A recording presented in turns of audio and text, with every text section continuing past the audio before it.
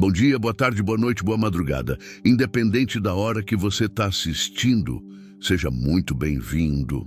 E comenta aí de qual cidade você está vendo essa história, porque hoje eu vou te contar um relato que vai mexer com o seu coração. Se ajeita aí, porque o que eu vou contar não é invenção, é coisa que vivi com meus próprios olhos e que mudou minha vida para sempre. Meu nome é José Carlos, mas todo mundo me chama de Zé Carlinhos da Estrada. Tenho 56 anos nas costas e quase 30 rodando pelo Brasil de ponta a ponta. Era apenas mais um caminhoneiro viúvo na imensidão das BRs desse país continental. A solidão tinha virado minha única companheira desde que perdi a Maria, minha esposa, há quase 10 anos. 10 anos. Parece que foi ontem que ela estava ali na porta de casa, acenando com aquele sorriso que derretia meu coração cansado. Vai com Deus, meu velho, ela dizia sempre, arrumando minha marmita com o carinho de quem sabia que cada despedida podia ser a última. Eu nunca imaginei que seria ela quem partiria primeiro. Câncer. Essa palavra maldita que rouba mais sonhos que qualquer assaltante de estrada. Em 6 meses levou minha Maria e deixou um buraco no meu peito que nem todos os quilômetros do mundo conseguiam preencher. Depois daquele dia, 15 de março de 2015, uma data que está gravada a ferro e fogo na minha alma, nunca mais fui o mesmo. O ronco do motor Scania e o chiado eterno das BRs viraram meu único consolo. Era no asfalto que eu fugia das memórias. Era na cabine que eu chorava longe dos olhares curiosos. Naquela tarde de outubro, o céu estava limpo como vidro polido, mas meu peito carregava tempestades de uma década. O sol escaldante do interior de Goiás batia no para-brisa do meu caminhão laranja. Cor que a Maria escolheu porque dizia que me deixava mais bonito.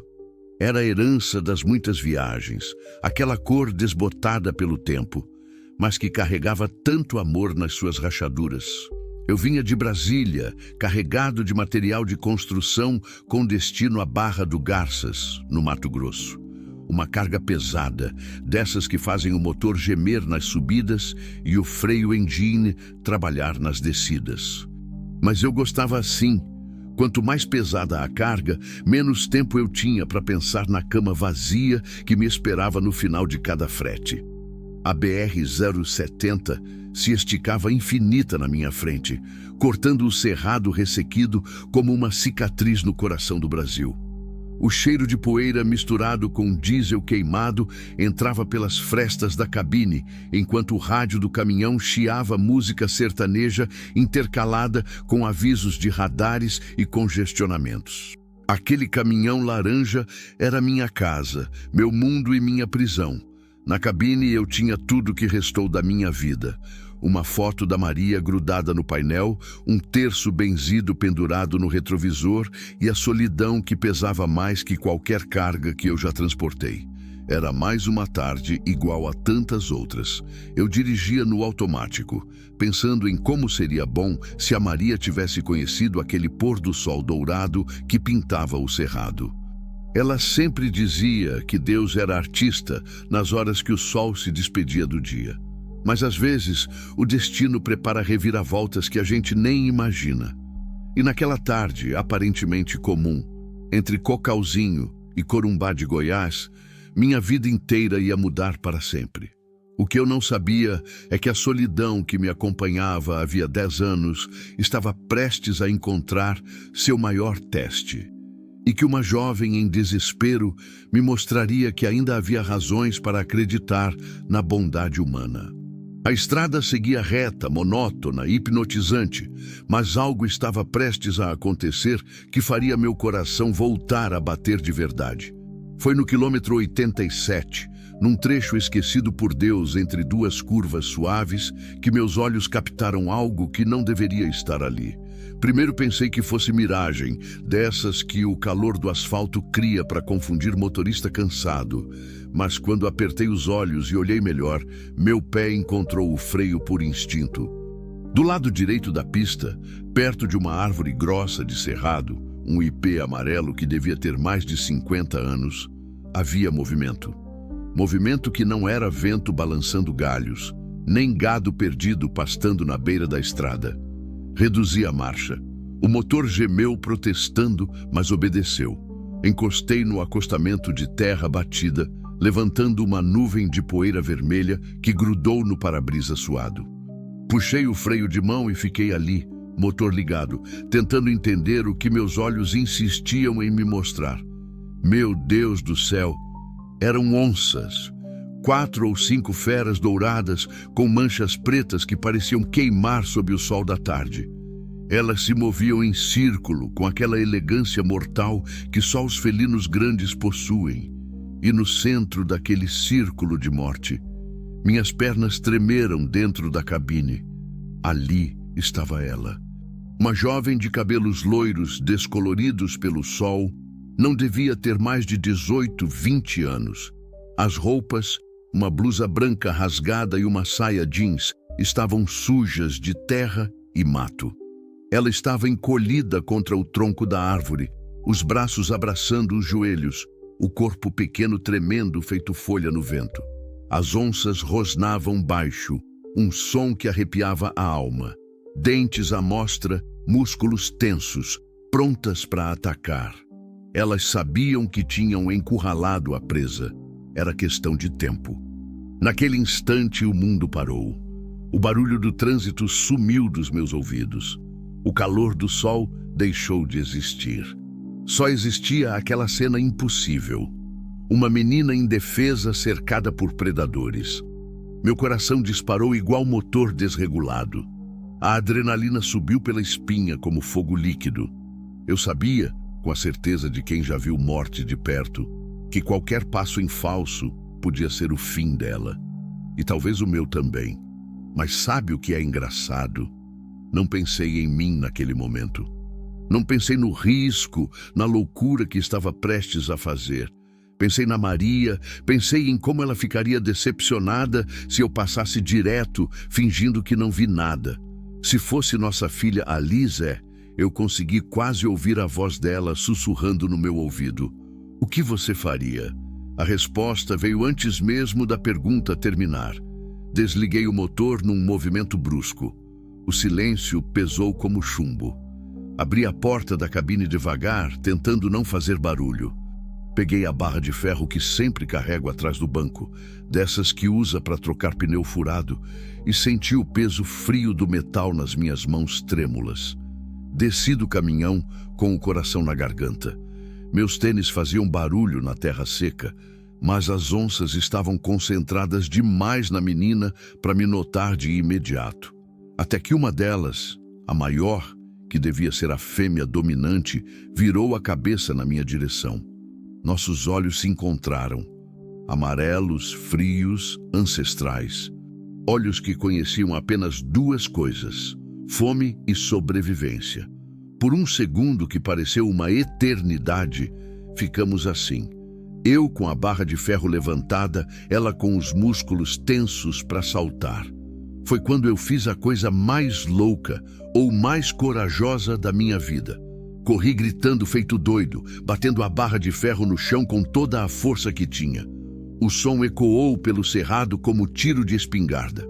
Saia daí, desgraça! Minha voz saiu rouca, desesperada, mas carregada de uma fúria que eu nem sabia que existia dentro de mim. As onças recuaram alguns metros, confusas com aquela loucura humana, mas não fugiram. Continuaram ali, rosnando mais alto agora, indecisas entre atacar o intruso ou manter o foco na presa original. A menina me olhou com os olhos arregalados de pavor puro. Lágrimas desciam pelo rosto sujo, deixando rastros limpos na poeira grudada nas bochechas. Ela abriu a boca para falar, mas só saiu um gemido estrangulado. Eu estava a uns 10 metros dela, com 4 felinos mortais entre nós dois. A situação era impossível, mas às vezes, na vida, a gente precisa fazer o impossível. "Fica quieta, menina!" Gritei, sem tirar os olhos das onças. "Quando eu disser, você corre para o caminhão. Corre e não olha para trás." Ela acenou com a cabeça tremendo. Continuei batendo a barra no chão, berrando, fazendo o máximo de barulho possível. Uma das onças, um macho mais novo, deu 2 passos na minha direção. Senti o suor frio escorrendo pelas costas. Agora não, Maria, murmurei baixinho. Ainda não é minha hora. O macho jovem parou a 3 metros de mim, farejando o ar. Senti o cheiro almiscarado das feras misturado com o meu próprio suor de medo. Minha mão direita segurava a barra de ferro com tanta força que as juntas ficaram brancas. A esquerda tremia solta, mas eu não podia deixar que elas percebessem meu terror. Foi quando a fêmea dominante fez algo que quase me matou de susto. Rugiu. Não foi um rosnado. Foi um rugido que ecoou pelo cerrado inteiro, fazendo os pássaros voarem em desespero das árvores próximas. O som reverberou dentro do meu peito como um trovão. A menina soltou um grito abafado e se encolheu ainda mais contra a árvore. "Calma, filha!" gritei sem desviar os olhos das onças. Só mais um pouco. Meu plano era simples e desesperado, fazer tanto barulho que as feras ficassem confusas tempo suficiente para eu chegar até ela. Não era um bom plano, era o único plano. Continuei batendo a barra no chão, chutando pedras, berrando como um louco. Mas as onças estavam se acostumando com o barulho. A fêmea maior deu mais um passo na minha direção. Seus olhos amarelos me estudavam, calculando. Foi quando tive uma ideia. O caminhão estava com o motor desligado, mas a buzina ainda funcionava. Se eu conseguisse chegar até a cabine... "Menina!" gritei. "Qual seu nome?" Ana!" Ela conseguiu gaguejar. "Ana, escuta bem. Quando eu começar a recuar, você vem comigo. Devagar, sem movimentos bruscos, entendeu?" Ela acenou, as lágrimas ainda escorrendo. Comecei a andar de costas, passo a passo, mantendo a barra de ferro levantada. As onças me acompanharam com os olhos, mas não atacaram. Ainda. "Vem, Ana." Devagar. Ela se levantou apoiada no tronco da árvore. As pernas bambas quase não sustentaram seu corpo franzino.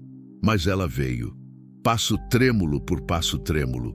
Quando ela saiu da proteção da árvore, as onças ficaram agitadas. Uma delas, um macho de porte médio, fez menção de avançar.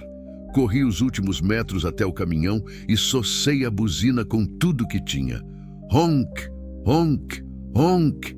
O som estridente fez as onças recuarem alguns metros, desorientadas. Era minha chance. "Corre, Ana, corre!" Não precisei repetir. A menina disparou na minha direção com uma velocidade que eu não imaginava que ela tivesse. Abri a porta do carona e praticamente a joguei para dentro da cabine. As onças, percebendo que estavam perdendo a presa, se reorganizaram. A fêmea dominante rugiu novamente e começou a trotar na nossa direção.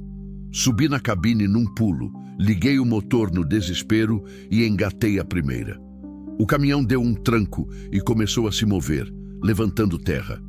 Pelo retrovisor, vi as onças parando na beira da pista, frustradas. Uma delas ainda deu alguns passos atrás do caminhão, mas logo desistiu.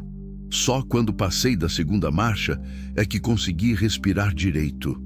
"Meu Deus!" murmurei, as mãos tremendo no volante.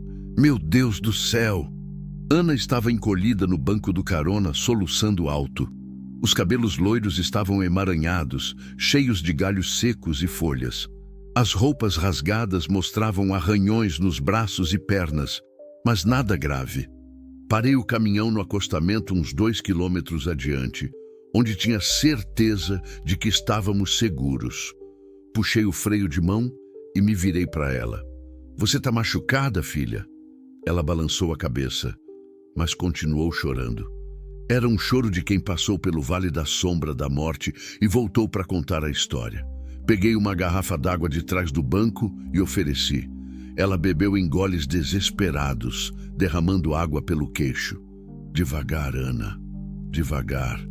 Esperei ela se acalmar um pouco antes de perguntar o que eu precisava saber. "Como você foi parar naquele lugar? Onde está sua família?" O choro dela ficou mais forte. Entre soluços, as palavras saíram cortadas, doloridas. Meu padrasto, ele me trouxe de carro. Disse que ia me mostrar uma fazenda. Ela pausou, limpando o nariz com as costas da mão. Mas quando chegamos lá, ele parou e mandou eu descer. Disse que eu não prestava para nada mesmo, que era só mais uma boca para alimentar, e foi embora, me deixando lá. Senti uma raiva queimar no meu peito. Que tipo de homem abandona uma menina indefesa no meio do nada? Há quanto tempo isso aconteceu? Desde manhã cedo. Eu tentei caminhar, procurar ajuda, mas me perdi. Quando vi as onças, subi na árvore, mas elas ficaram lá embaixo, esperando. Ana tremia, lembrando. Tirei minha jaqueta jeans de trás do banco e coloquei nos ombros dela. E sua mãe? Onde ela está? Morreu quando eu tinha 12 anos. Sobrou só eu e ele. Ela cuspiu a palavra ele com nojo. Mas ele nunca gostou de mim. Dizia que eu lembrava demais da minha mãe. Naquele momento, olhando para aquela menina órfã, abandonada, quase devorada por feras, senti meu coração endurecer e amolecer ao mesmo tempo. Endurecer de raiva contra quem foi capaz de tanta crueldade. Amolecer de compaixão por aquela criança que a vida já tinha castigado demais. Você tem para onde ir? Algum parente, algum conhecido? Ela balançou a cabeça, os olhos azuis ainda inchados de tanto chorar. Não tenho ninguém. Nunca tive. Ali, naquela cabine de caminhão, no meio do cerrado goiano, olhando para aquela menina perdida, eu senti algo que não sentia havia muito tempo. Propósito. Pela primeira vez em 10 anos, desde que a Maria partiu, eu tinha alguém que precisava de mim. Alguém que dependia da minha proteção, da minha ajuda. Então você tem agora, disse, surpreso com a firmeza da minha própria voz. Tem a mim. As primeiras horas depois do resgate passaram em silêncio pesado. Ana dormitava encostada na janela, exausta pelo terror que tinha vivido. Eu dirigia concentrado, mas minha mente fervilhava com perguntas que não sabia como fazer. O sol começava a se pôr quando ela acordou, se espreguiçando devagar. Olhou para mim com aqueles olhos azuis ainda inchados e murmurou: "Obrigada."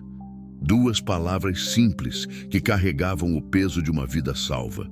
Não precisa agradecer, menina. Qualquer pessoa faria o mesmo. Não faria, não. Ela balançou a cabeça com uma amargura que não devia existir em alguém tão jovem. Você não conhece as pessoas como eu conheço.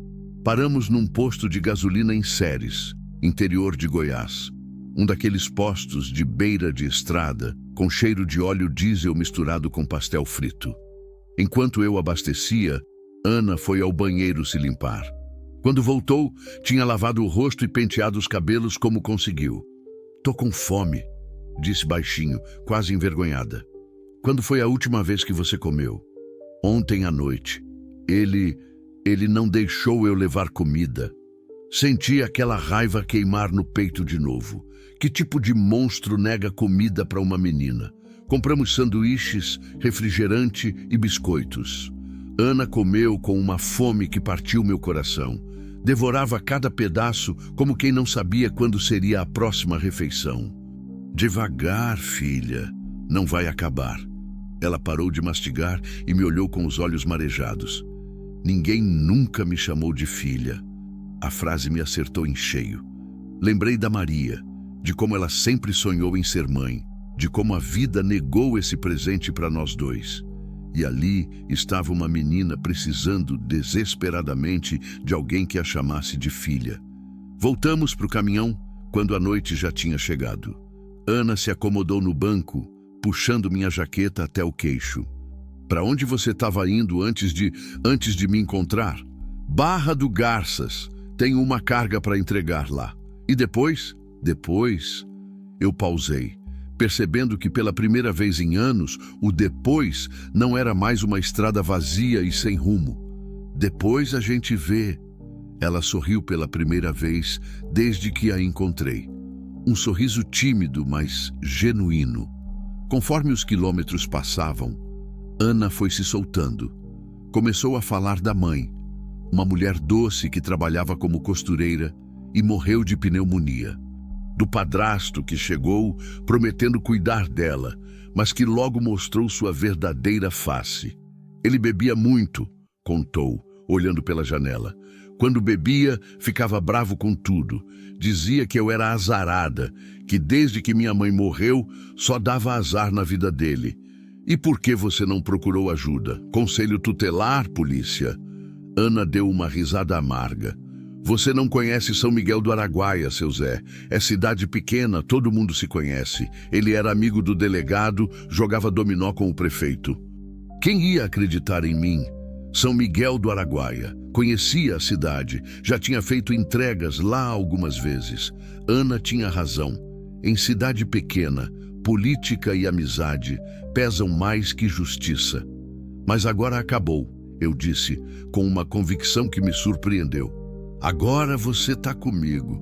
Por que você está fazendo isso? Ela perguntou de repente. Por que está me ajudando?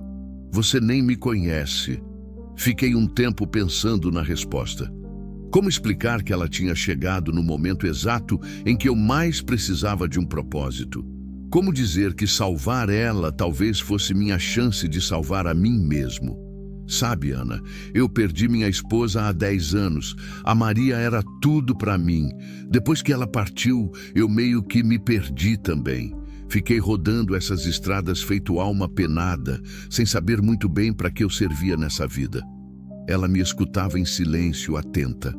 Quando eu vi você naquela situação, cercada por aquelas feras, sei lá, foi como se a Maria tivesse sussurrado no meu ouvido. Vai lá, Zé, essa menina precisa de você. Você sente saudade dela? Todo santo dia. Mas hoje, pela primeira vez em muito tempo, senti que talvez ela não tivesse partido completamente. Talvez ela tivesse me mandado um anjo disfarçado de menina assustada. Ana sorriu de novo. E dessa vez, o sorriso chegou até os olhos. Nunca ninguém me chamou de anjo antes. Então tá na hora de começarem. A conversa foi fluindo natural depois disso. Ana me contou que gostava de desenhar. Mostrou alguns rabiscos que carregava numa caderneta velha. Tinha um jeito, talento real. Eu contei das minhas viagens, dos lugares bonitos que conheci, das pessoas interessantes que encontrei na estrada. Você tem filhos, seu Zé? A pergunta veio meio do nada, no meio de uma história sobre um frete para Manaus. Não, filha. A Maria e eu tentamos por muito tempo, mas não veio. Ela dizia que Deus tinha outros planos para nós. E tinha mesmo, Ana disse baixinho. Os planos dele me trouxeram até você. Ali, naquela cabine aquecida pelo ronco do motor, com o rádio tocando uma modinha sertaneja baixinho, senti algo que não sentia havia uma década. Família. Não família de sangue, mas família de escolha. Família forjada no fogo do desespero e temperada na gratidão. Ana, eu disse quando já passávamos de Goiânia, você quer aprender a dirigir caminhão? Os olhos dela brilharam como estrelas. Posso mesmo? Claro que pode. Todo mundo que anda comigo tem que saber o básico. Nunca se sabe quando vai precisar. Era mentira, claro. Nunca tinha ensinado ninguém a dirigir o caminhão. Mas alguma coisa no jeito que ela sorriu me disse que estava começando a tomar as decisões certas. Seu Zé? Diga, filha. Obrigada por me chamar de filha. E naquele momento, com a estrada se desenrolando infinita na nossa frente e uma menina dormindo encostada no meu ombro, percebi que a solidão tinha perdido a batalha. Pela primeira vez em 10 anos, eu não estava mais sozinho. A madrugada nos pegou perto de Rondonópolis. Ana dormia profundo, a cabeça encostada no vidro da janela, respirando num ritmo calmo que me tranquilizava. Era estranho como a presença dela tinha mudado até o silêncio dentro da cabine. Antes era um silêncio pesado, de solidão. Agora era um silêncio aconchegante, de companhia. O céu começou a escurecer de um jeito que eu conhecia bem. Nuvens pretas se acumulando no horizonte, vento mudando de direção, aquela pressão no ar que anuncia tempestade brava. No centro-oeste, quando a chuva resolve descer, não brinca em serviço. Ana acordou com o primeiro trovão. Que barulho foi esse? Tempestade chegando, filha, e pelo jeito vai ser das grandes. Ela olhou pela janela e viu o céu carregado se aproximando como uma parede preta. É perigoso dirigir com chuva? Depende. Chuva normal não, mas essa daí... Apontei para as nuvens. Essa aí promete ser coisa séria. O primeiro pingo bateu no para-brisa quando estávamos passando por um trecho de serra. Logo em seguida veio o dilúvio. Uma chuva torrencial que transformou o mundo numa cortina d'água. Os limpadores trabalhavam no máximo e, mesmo assim, mal conseguia enxergar 5 metros à frente. Vamos ter que parar, gritei por cima do barulho da chuva martelando na lataria. Mas quando procurei um lugar seguro para encostar, descobri que estávamos num trecho sem acostamento decente. Só barranco de um lado e ribanceira do outro. Não tinha escolha a não ser seguir devagar, muito devagar, até achar um lugar melhor. Foi quando senti o caminhão escorregar. O asfalto molhado tinha virado sabão. As rodas traseiras perderam aderência numa curva e senti a carreta puxando para o lado. Meu coração disparou. Segura firme, Ana! Ela agarrou no painel, os olhos arregalados de medo. Consegui controlar o caminhão, mas por pouco. O suor frio desceu pelas minhas costas misturado com a adrenalina. Pronto, passou? Murmurei, mais para mim mesmo que para ela. Mas não tinha passado. A chuva intensificou ainda mais, se isso era possível. Raios cortavam o céu, iluminando a estrada em flashes dramáticos. O vento balançava o caminhão como se fosse um brinquedo. Numa descida íngreme, aconteceu o que eu mais temia: aquaplaning. As rodas perderam completamente o contato com o asfalto e o caminhão começou a deslizar descontrolado ladeira abaixo. Meu Deus! Ana gritou. Não conseguia frear. Era pior. Não conseguia fazer curva. As rodas não obedeciam. Estávamos à mercê da gravidade e da sorte, descendo uma ladeira com 30 toneladas de metal descontrolado. Vi a curva fechada se aproximando. Se não conseguisse retomar o controle antes dela, íamos sair da pista. E do jeito que estava chovendo, não dava para ver se tinha precipício ou barranco do outro lado. Maria, murmurei apertando o volante. Se você está aí em cima, é agora que eu preciso de você. Foi quando senti as rodas tocarem o asfalto de novo. Uma fração de segundo de aderência, mas foi o suficiente. Consegui fazer a curva, rente, muito rente, sentindo a lateral da carreta quase raspando no guardrail. Passamos a curva. Estávamos vivos. Ai, meu Deus! Ana estava pálida, as mãos ainda agarradas no painel. Eu pensei que... Eu também, filha, eu também. Finalmente consegui achar um posto de gasolina abandonado para parar. Encostei embaixo de uma marquise meio quebrada, mas que pelo menos protegia da chuva direta. Desliguei o motor e ficamos ali, ouvindo a tempestade desabar lá fora. Seu Zé, Ana disse depois de uns minutos em silêncio, posso te contar uma coisa? Claro, filha. Ela respirou fundo antes de começar. Quando eu estava naquela árvore, cercada pelas onças, eu pensei que ia morrer. E sabe qual foi meu maior medo? Balancei a cabeça. Não era morrer. Era morrer sem nunca ter conhecido o que é ser amada. Sem nunca ter tido alguém que se importasse comigo de verdade. As palavras saíram carregadas de uma dor profunda. Minha mãe me amava, isso eu sei. Mas ela morreu quando eu ainda era criança. Depois dela, só conheci gente que me via como peso, como problema. Até hoje, eu nunca soube o que é ter alguém que fica feliz só de me ver chegar. Senti um nó na garganta. Mas agora eu sei, ela continuou me olhando com aqueles olhos azuis, cheios de gratidão.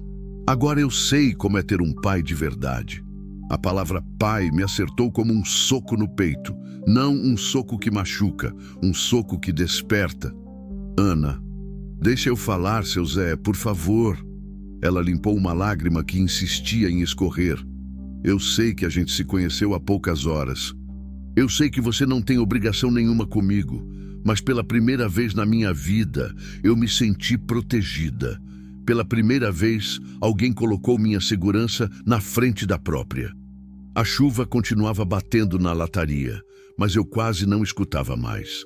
Só conseguia pensar em como a vida é misteriosa, como às vezes ela tira tudo de você, deixa um vazio que parece impossível de preencher, para depois mandar exatamente o que você precisa para se sentir completo de novo. Você quer saber uma coisa, filha? Ela acenou. A Maria e eu, a gente tentou ter filhos por 15 anos. Fizemos tratamento, promessas, orações. Nada dava certo. Ela dizia que Deus sabia o que estava fazendo, mas eu ficava revoltado, porque outros tinham filhos que não queriam e nós que desejávamos tanto não podíamos ter.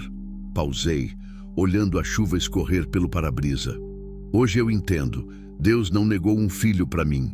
Ele só estava esperando o momento certo para mandar você. Ana começou a chorar. Não o choro desesperado de quando a encontrei. Um choro de alívio, de gratidão, de quem finalmente chegou em casa. Posso te chamar de pai? A pergunta saiu num sussurro tímido, carregado de esperança e medo da rejeição. Eu não consegui responder com palavras, só consegui abrir os braços. Ela se jogou no meu peito e ficamos assim, pai e filha, há poucas horas, abraçados enquanto a tempestade lá fora ia passando. Pode sim, minha filha, murmurei com a voz embargada. Pode sim. Quando nos separamos, os dois tínhamos os olhos vermelhos, mas pela primeira vez em muito tempo, eram lágrimas de felicidade. Pai, diga, filha. Obrigada por não ter passado direto quando me viu. Obrigado você por ter me dado uma razão para viver de novo. Lá fora, a tempestade começava a se acalmar. E dentro da cabine, duas almas feridas descobriam que às vezes os milagres chegam disfarçados de acaso na beira da estrada. A manhã amanheceu lavada pela chuva da noite anterior. O sol despontava por entre as nuvens que se afastavam, tingindo o céu de dourado e rosa. Ana acordou encostada no meu ombro. E pela primeira vez em 10 anos, acordei sem aquele peso no peito que me acompanhava todas as manhãs. Bom dia, pai, ela disse meio sonolenta, se espreguiçando. Aquela palavra ainda doía de tanto bem que fazia. Pai. Nunca pensei que seria possível sentir tanta felicidade numa palavra só. Bom dia, filha. Dormiu bem? Melhor do que em muito tempo. Ela sorriu, mas logo o sorriso deu lugar a uma expressão preocupada. Pai, eu tenho medo. Medo de quê? Do que vai acontecer quando chegarem em São Miguel do Araguaia e descobrirem que eu sumi. Ele, meu ex-padrasto, ele não vai gostar nada de saber que eu tô viva. A preocupação na voz dela me alertou. Parei de organizar as coisas na cabine e me virei para ela completamente. Por que ele não ia gostar? Deveria ficar aliviado, não é? Ana baixou os olhos, brincando nervosa com a barra da minha jaqueta que ainda usava. É que tem umas coisas que eu não te contei ainda. Senti um aperto no estômago. Na estrada, a gente aprende que quando alguém diz tem umas coisas que eu não te contei, geralmente não são coisas boas. Pode falar, filha. O que aconteceu, aconteceu. Agora você está comigo. Ela respirou fundo, como quem se prepara para mergulhar em águas profundas. Minha mãe, quando ela morreu, ela deixou uma casa. Pequena, simples, mas era nossa. Meu padrasto se casou com ela meio que sabendo disso. Depois que ela morreu, ele fez eu assinar uns papéis que eu não entendi direito na época. Eu tinha só 12 anos. Estava sofrendo, confiava nele. Que tipo de papéis? Transferência da casa para o nome dele. Ele disse que era para me proteger, que menor de idade não podia ter casa no nome, que quando eu ficasse mais velha, ele transferia de volta. Sentia a raiva familiar queimar no peito. Conhecia esse tipo de gente. Urubus que se aproveitam de quem está vulnerável. Mas ele nunca transferiu de volta. Não, e não era só isso. Ana pausou, as lágrimas começando a se formar. Minha mãe tinha um dinheiro guardado. Não muito, mas tinha. Ela sempre falava que era para minha educação. Pro meu futuro. Ele pegou tudo. Quanto dinheiro? Uns 15 mil reais. Era tudo que ela tinha conseguido juntar trabalhando de costureira a vida inteira. A história ia ficando mais suja a cada palavra. E eu começava a entender por que o desgraçado tinha abandonado Ana no meio do mato. Tem mais, não tem? Ela acenou, limpando o nariz com as costas da mão. Semana passada eu completei 18 anos. E eu comecei a fazer perguntas sobre a casa, sobre o dinheiro. Disse que queria estudar, fazer um curso, alguma coisa. Ele ficou nervoso, começou a falar que eu era ingrata, que ele tinha me criado de graça. E foi aí que ele decidiu se livrar de você. Ele falou umas coisas horríveis na noite antes de me levar para a estrada. Disse que eu estava ficando esperta demais, que ia dar problema. Que se eu sumisse, ninguém ia perguntar nada, porque todo mundo sabia que eu era uma menina problema. O sangue fervia nas minhas veias. 15 mil reais. Uma casa.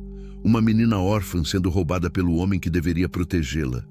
Ana, você tem algum documento que prove que essa casa era da sua mãe? Tenho o testamento dela. Ela deixou tudo certinho, reconhecido em cartório. Eu escondia numa caixa de sapatos no meu quarto. E onde está essa caixa agora? Deve estar lá ainda. Ele não sabia que eu tinha esses papéis. Fiquei um tempo pensando. A situação era mais complicada do que imaginava.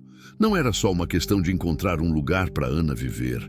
Era uma questão de justiça. Filha, você quer recuperar o que é seu?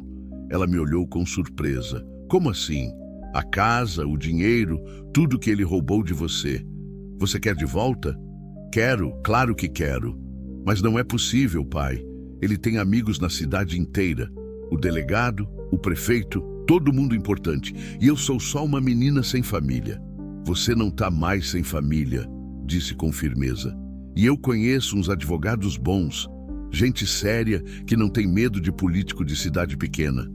E Ana me olhou com uma mistura de esperança e medo. Você faria isso por mim? Filha, quando um pai vê que roubaram da filha dele, ele não fica parado. E além do mais, não é só pelo dinheiro, é por justiça. Liguei o caminhão e saímos do posto.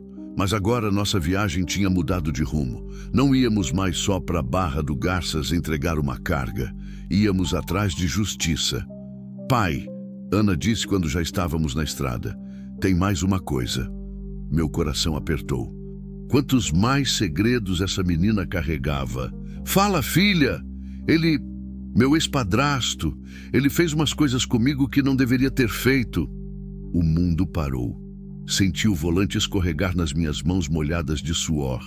Que tipo de coisas, Ana? Ela estava tremendo agora, as palavras saindo fragmentadas.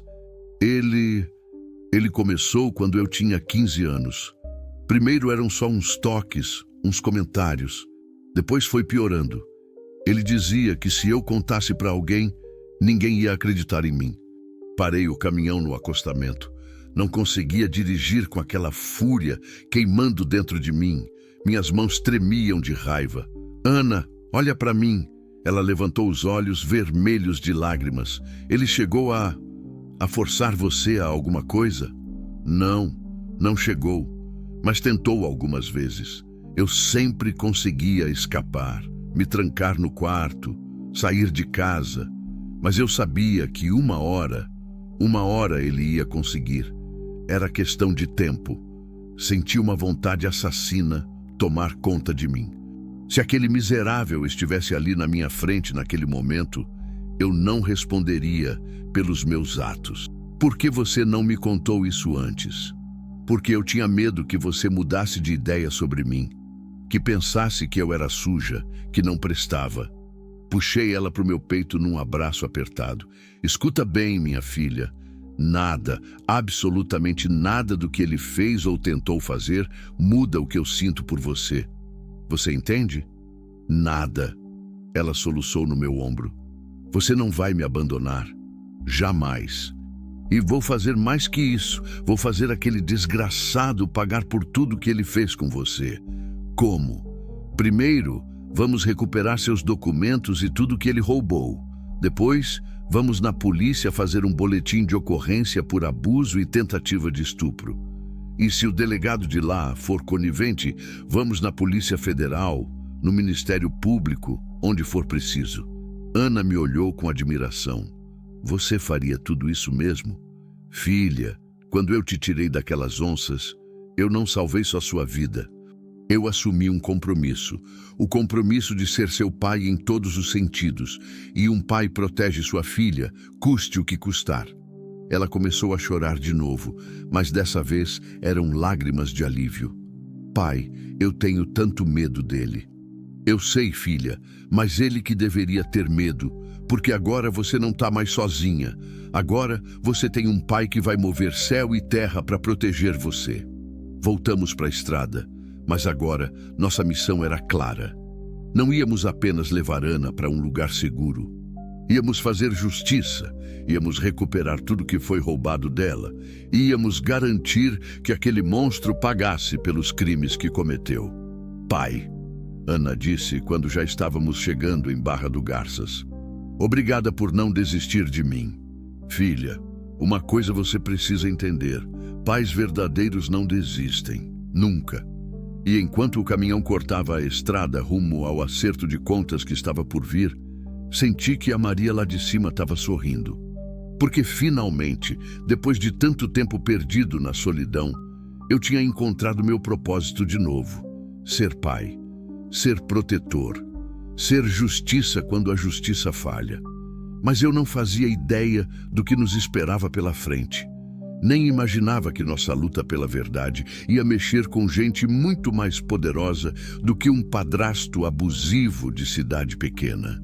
A tempestade da noite anterior tinha passado, mas outras tempestades, bem piores, estavam se formando no horizonte. Chegamos em Barra do Garças no final da tarde.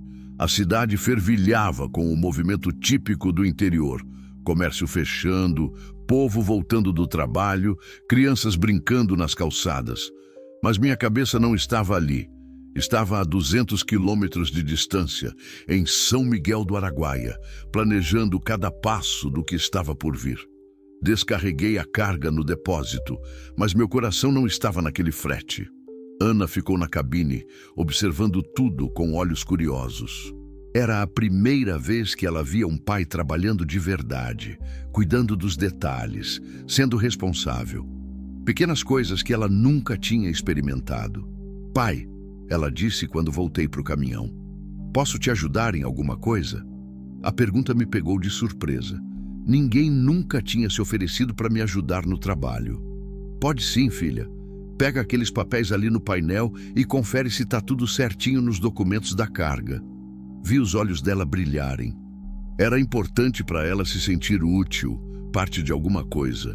Enquanto ela checava os papéis com uma dedicação que me emocionou, liguei para o meu amigo Ronaldo, advogado em Goiânia. Ronaldo, é o Zé Carlinhos. Zé, que milagre, meu velho. Como você tá? Tô bem, mas preciso da sua ajuda. É coisa séria. Contei a história toda para ele. O encontro com Ana, o abandono, os abusos, o roubo da herança. Ronaldo me escutou em silêncio, fazendo perguntas pontuais, como bom advogado que era. Zé, isso aí é caso para Polícia Civil e Ministério Público, mas você tem razão. Se o cara tem esquema montado na cidade, vai ser difícil pelo caminho normal. O que você sugere? Primeiro, vamos recuperar os documentos da menina. Depois fazemos o BO aqui em Goiânia mesmo, longe da influência dele. E eu conheço um promotor sério que não tem medo de político de cidade pequena. Quanto vai custar? Para você? Nada. Esse tipo de caso eu pego por justiça mesmo. Odeio gente que se aproveita de criança órfã. Desliguei o telefone, sentindo uma esperança que não sentia há muito tempo. Ana me olhou ansiosa. E aí, pai? O que ele disse? Disse que a gente tem um caso forte. Mas primeiro precisa recuperar seus documentos. O rosto dela ficou pálido. Você quer dizer voltar lá? É o único jeito, filha. Sem os papéis fica difícil provar alguma coisa. Mas e se ele tiver voltado? E se ele me ver? Puxei ela para perto de mim. Ana, olha nos meus olhos. Você acha mesmo que eu ia deixar algum mal acontecer com você? Ela balançou a cabeça. Então confia em mim. A gente vai lá, pega seus documentos e sai.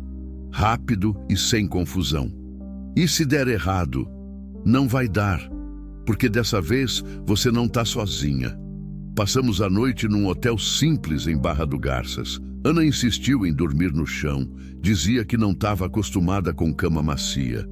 Tive que convencer ela que agora as coisas eram diferentes, que ela merecia conforto, merecia ser tratada como filha. Pai, ela disse no escuro, deitada na cama ao lado da minha. Você tem medo? Do quê? De amanhã, de voltar lá. Pensei na resposta. Claro que eu tinha medo. Medo de que algo desse errado, de que ela se machucasse, de que não conseguíssemos provar nada. Mas tinha algo mais forte que o medo. Tenho medo sim, filha, mas tenho mais raiva que medo. E às vezes, a raiva é o combustível que a gente precisa para fazer a coisa certa. De manhã cedo, tomamos café e seguimos para São Miguel do Araguaia. Ana ficou mais tensa conforme nos aproximávamos da cidade. Eu também sentia a tensão crescer, mas tentava não demonstrar. Como a gente vai entrar na casa sem ele ver? Ela perguntou quando já estávamos na entrada da cidade. Primeiro vamos dar uma olhada na situação, ver se ele está em casa, se tem vizinhos por perto. Depois a gente planeja. São Miguel do Araguaia era uma daquelas cidades que a gente vê muito no interior do Brasil.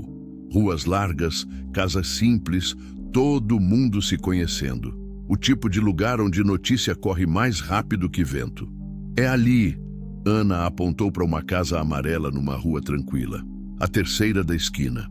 Parei o caminhão umas 2 quadras antes e caminhamos a pé, discretos.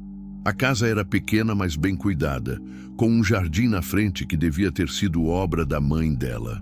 Não tem carro na garagem, Ana observou. Que carro ele dirigia? Um Palio preto bem velhinho, mas não está aí. Ficamos observando por uns 20 minutos. Nenhum movimento. As janelas fechadas, nenhum sinal de vida. Deve ter saído, Ana murmurou.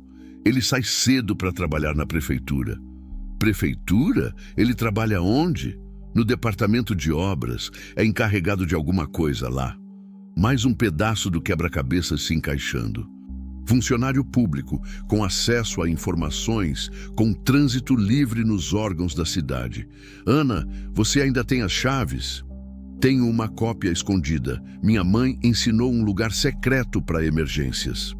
Ela me levou até os fundos da casa, onde tinha um vaso de plantas murchas. Mexeu na terra e tirou uma pequena caixa de metal. Dentro, uma chave dourada. Minha mãe dizia que um dia eu ia precisar dessa chave. Ana sussurrou, os olhos marejados. E ela estava certa. Entramos pela porta dos fundos. A casa estava escura, com cheiro de mofo e abandono. Ana foi direto para o quarto que tinha sido dela, um cubículo pequeno, com uma cama de solteiro e um guarda-roupa velho. Tá tudo igual, ela disse, a voz embargada. Enquanto ela procurava os documentos, eu dei uma olhada no resto da casa. Era simples, mas dava para ver que já tinha sido um lar feliz. Fotos da mãe dela espalhadas pela sala, algumas já empoeiradas. Achei! Ana gritou baixinho do quarto. Ela voltou carregando uma caixa de sapatos e uma pequena mala. O que tem na mala? Roupas minhas e algumas coisas da minha mãe. Eu quero levar. Abriu a caixa ali mesmo. Dentro tinha de tudo. Certidão de nascimento dela, certidão de óbito da mãe, testamento reconhecido, escritura da casa, caderneta de poupança, até algumas fotos antigas. Ana, isso aqui é ouro puro.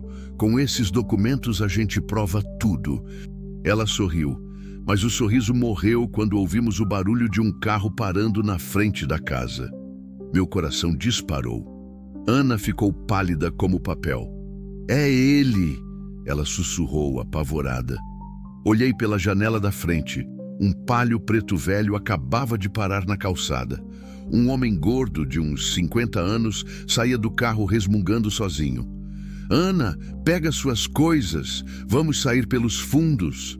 Mas, quando nos viramos para sair, o homem já estava na porta da cozinha, bloqueando nossa saída.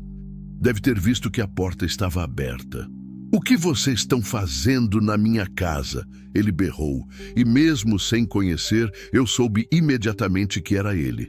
Silvio Pereira dos Santos, o monstro que tinha feito Ana sofrer por anos. Ele era exatamente como eu imaginava. Barrigudo, mal cuidado, com aquele jeito arrogante de quem se acha dono da verdade. Quando viu Ana, os olhos dele ficaram esbugalhados. Você, como você deveria estar morta, completei, me colocando na frente de Ana. Era isso que você estava esperando?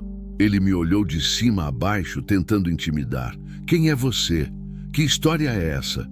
Eu sou o pai dela e vim buscar o que você roubou. Silvio deu uma risada debochada.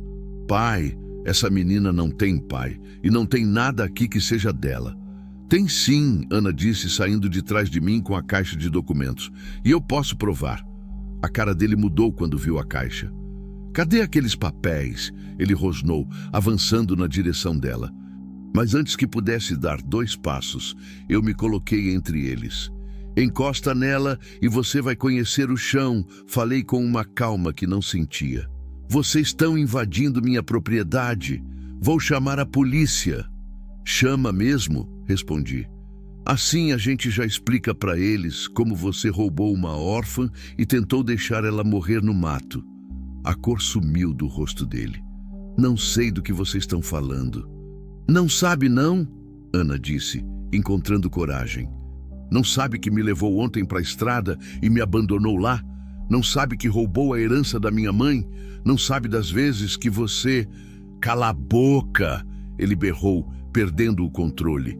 Você sempre foi uma menina mentirosa. Ninguém vai acreditar em você. Vão sim, eu disse, sacando o celular, porque eu gravei tudo o que você acabou de falar. Silvio ficou em pânico.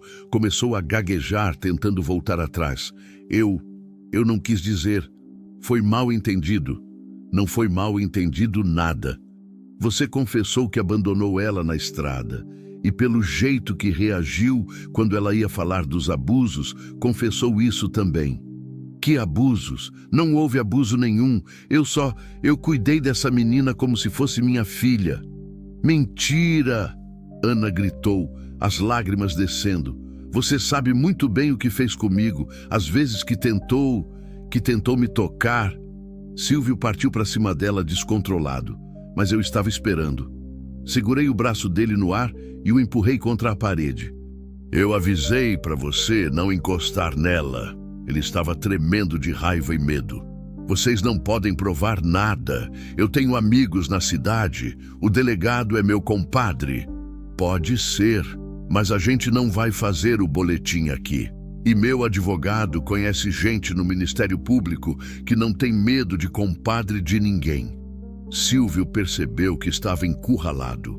Tentou mudar de estratégia. Olha, vamos conversar com calma.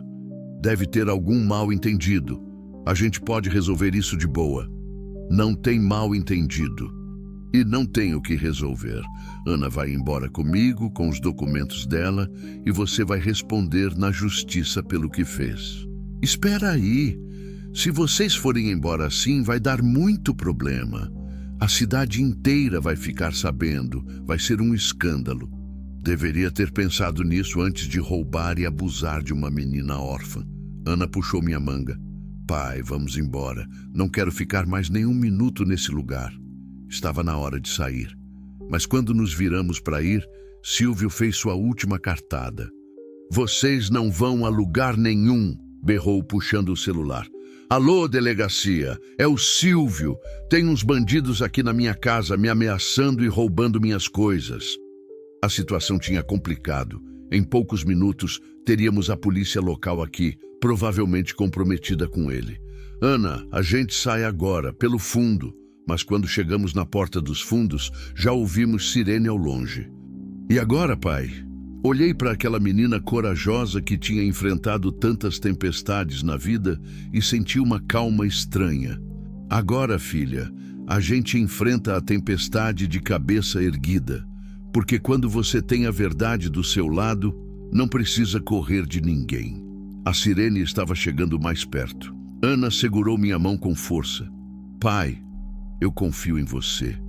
E eu vou fazer jus a essa confiança. A batalha estava apenas começando. Mas pela primeira vez em 10 anos, eu tinha algo pelo que valia a pena lutar até o fim. Minha filha, minha razão de viver, minha chance de redenção. E nem todos os compadres e amigos influentes do mundo iam impedir a justiça de ser feita. A sirene parou bem na frente da casa. Ouvi porteiras batendo, vozes alteradas, passos pesados na calçada. Ana apertou minha mão com mais força, mas não estava mais tremendo. Havia uma determinação nova no rosto dela, uma coragem que só aparece quando a gente finalmente decide parar de fugir. Lembra o que eu te falei sobre ter a verdade do nosso lado? Sussurrei. Ela acenou, segurando firme a caixa de documentos. Então vamos mostrar para esses homens quem somos e por que estamos aqui. Silvio correu para a porta da frente, fazendo a maior cena. Aqui, delegado, eles estão aí na cozinha, invadiram minha casa e me ameaçaram. Entraram 3 policiais. O da frente era um homem alto, magro, de uns 60 anos, com bigode grisalho e aquela postura de quem mandava na cidade há muito tempo. Devia ser o tal delegado compadre. Bom dia, ele disse, mas o tom não tinha nada de bom. Documentos de vocês. Entreguei minha carteira de motorista sem hesitar. Ana fez o mesmo com sua identidade. José Carlos Silva. Ele leu em voz alta. Caminhoneiro de Goiânia. E você, menina? Parou ao ler o nome. Ana Cristina Santos Pereira. Silvio ficou nervoso quando viu que o delegado reconheceu o nome. Delegado, essa menina... Calma, Silvio. Deixa eu entender a situação. Ele olhou para Ana com curiosidade. Você não é a enteada do Silvio, a que desapareceu ontem? Desapareceu não, delegado. Ana respondeu com uma firmeza que me deixou orgulhoso. Fui abandonada na estrada pelo meu ex-tutor. Como assim abandonada? Silvio começou a gaguejar. Delegado, ela tá mentindo. Ela fugiu de casa. Eu nem sei como ela... Eu não fugi, Ana interrompeu. Ele me levou de carro para uma estrada deserta e me deixou lá para morrer. O delegado franziu a testa. Pelos anos de experiência, devia conseguir farejar mentira de longe. E Ana estava falando a pura verdade. Que estrada? BR-070, entre Cocalzinho e Corumbá de Goiás. Ontem, por volta do meio-dia. E como você chegou até aqui então? Meu pai me salvou, ela disse, me apontando. Seu pai? Mas você não disse que ele era... Meu pai adotivo. Ele me salvou quando eu estava sendo atacada por onças na beira da estrada. O delegado me olhou com um ceticismo. Onças? Senhor José, o senhor pode confirmar essa história? Posso, delegado, e tenho como provar. Peguei meu celular e mostrei as fotos que tinha tirado do local na manhã seguinte, quando voltamos por lá. Marcas de garras na árvore, pegadas de felinos na terra, até alguns pelos dourados grudados na casca. E tem mais, continuei. Eu gravei a confissão dele há pouco. O rosto de Silvio ficou branco. Que confissão! Eu não confessei nada. Apertei o play no áudio. A voz de Silvio ecoou na sala. Você deveria estar... morta? Era isso que você estava esperando? Eu sou o pai dela e vim buscar o que você roubou. Pai? Essa menina não tem pai. E não tem nada aqui que seja dela. O delegado ouviu tudo em silêncio. Quando a gravação terminou, o ambiente tinha mudado completamente. Silvio, ele disse devagar, você quer me explicar melhor essa história? Delegado, Foi mal entendido. Eu não quis dizer... Não foi mal entendido, Ana disse, tirando os documentos da caixa. E eu posso provar tudo o que ele roubou de mim. Ela espalhou os papéis na mesa da sala. Testamento, escritura, extratos bancários, certidões. O delegado examinou cada documento com atenção crescente. Essas assinaturas aqui na transferência da casa, ele disse apontando para o papel. Foram feitas quando? Em 2017, Ana respondeu. Eu tinha 12 anos e tinha acabado de perder minha mãe. Ele disse que era para me proteger. O delegado pegou a certidão de óbito da mãe e a identidade de Ana, comparando datas. Silvio, a menina era menor quando assinou isso. Você sabia que transferência de bem de menor precisa de autorização judicial? Silvio começou a suar. Delegado, eu só queria ajudar ela. Proteger o patrimônio. Proteger roubando R$15 mil da conta dela também? Ana mostrou os extratos da poupança. Depósitos pequenos e constantes durante anos. Depois uma retirada total 2 dias após a morte da mãe. Ele sacou tudo, delegado. Era o dinheiro que minha mãe juntou para minha educação. O delegado estava visivelmente incomodado. Mesmo sendo amigo de Silvio, não podia ignorar provas tão claras. E tem mais uma coisa, Ana disse, respirando fundo. Ele abusava de mim. O silêncio na sala foi total. Até Silvio parou de tentar se justificar. Que tipo de abuso? O delegado perguntou, agora sério. Ele me tocava de forma inadequada. Fazia comentários sobre meu corpo. Tentou me forçar algumas vezes, mas eu sempre conseguia escapar. Por isso ele decidiu me abandonar, porque eu estava ficando mais velha e ameacei contar para alguém. Silvio explodiu. Isso é mentira! Mentira descarada! Delegado, você me conhece há 20 anos. Eu jamais... Se é mentira, eu interrompi. Por que você ficou em pânico quando ela ia falar sobre isso há pouco?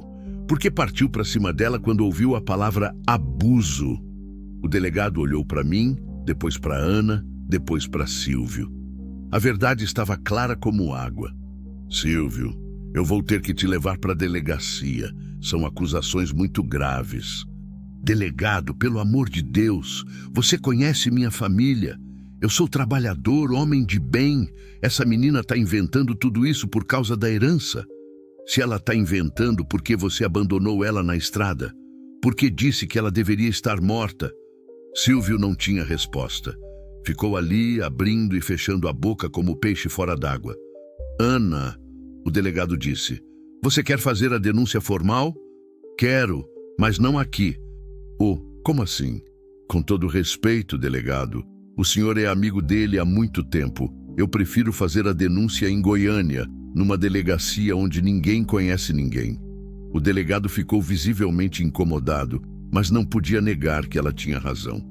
É seu direito, mas eu vou ter que lavrar um boletim aqui também, por causa das provas que vocês trouxeram.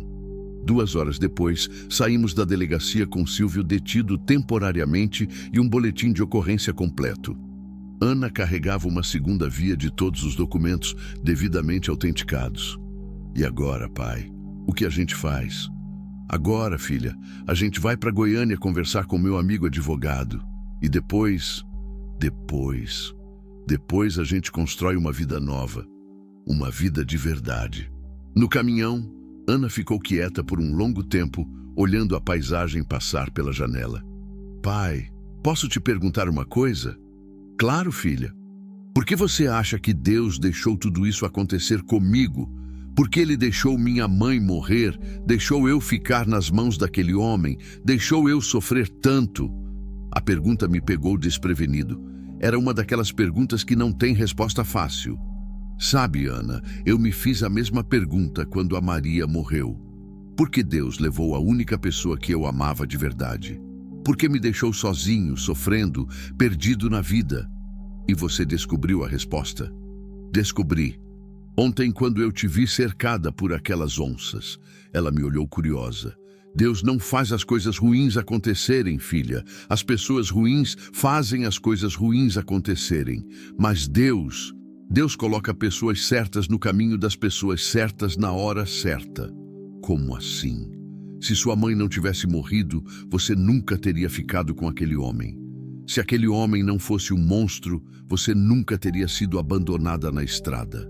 Se você não tivesse sido abandonada na estrada, eu nunca teria te encontrado.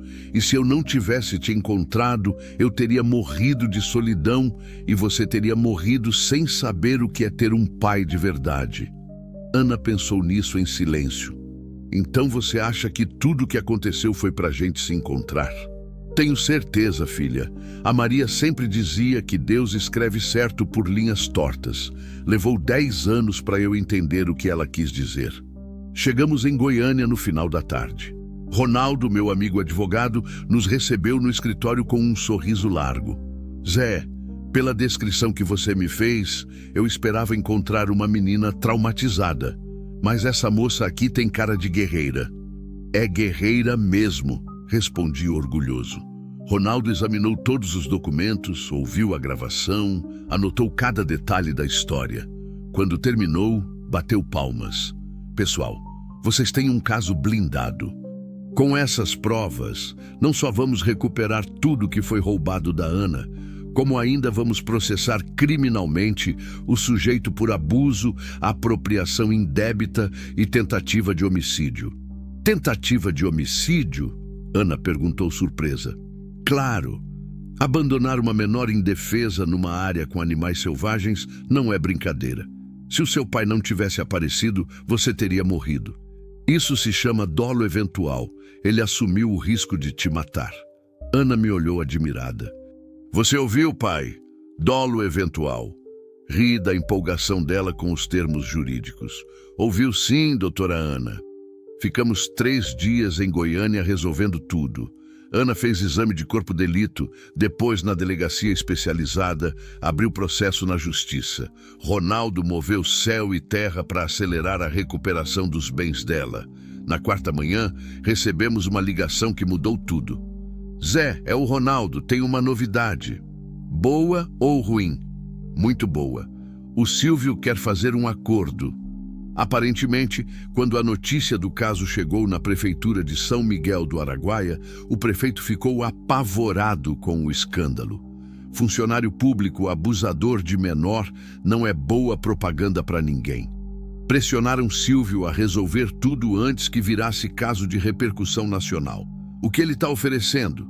Devolução integral da casa, dos R$15 mil com juros e correção, que hoje dá uns 25 mil, mais uma indenização de R$50 mil por danos morais e confissão completa dos crimes.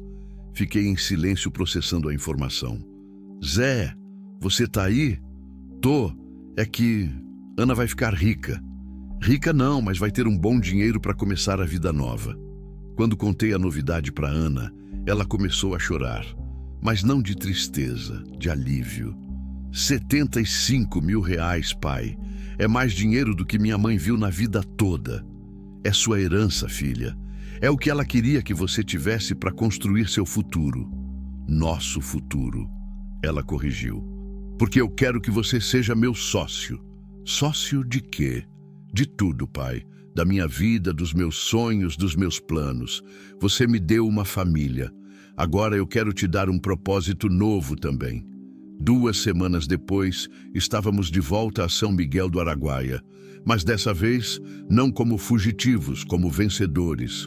Ana assinou a escritura definitiva da casa, recebeu o dinheiro da indenização e assistiu Silvio ser condenado a 6 anos de prisão.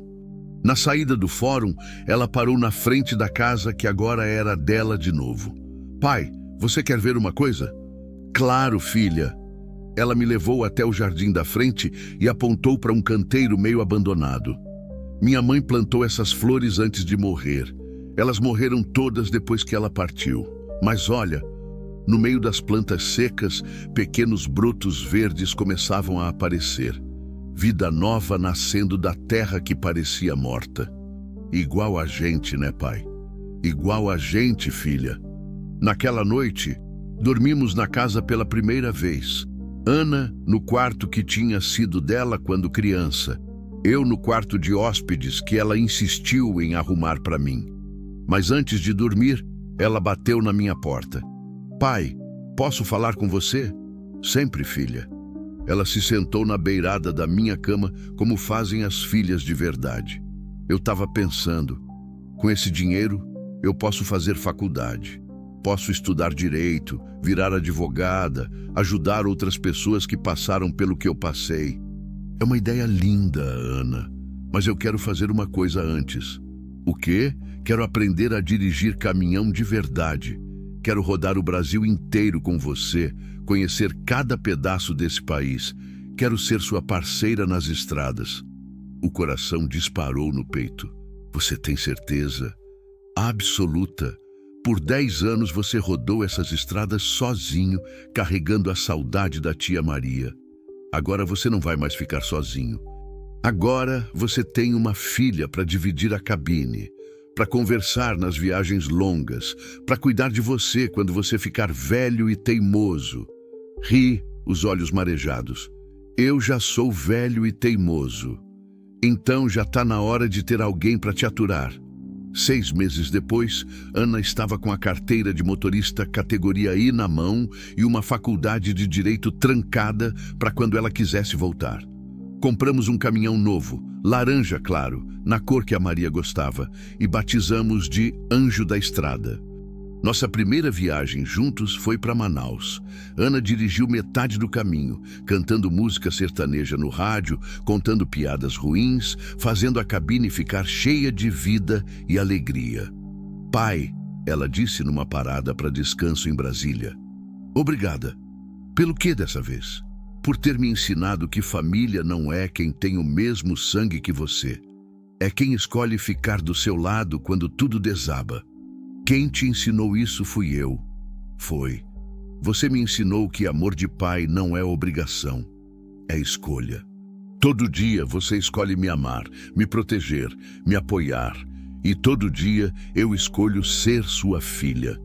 Naquela noite acampamos numa parada de caminhoneiros no interior de Goiás. Ana dormiu na cama de cima da cabine, eu na de baixo. Antes de apagar as luzes, ela se debruçou na beirada da cama. Boa noite, pai. Boa noite, filha. Pai? Oi? Se a tia Maria estiver aí em cima olhando pra gente?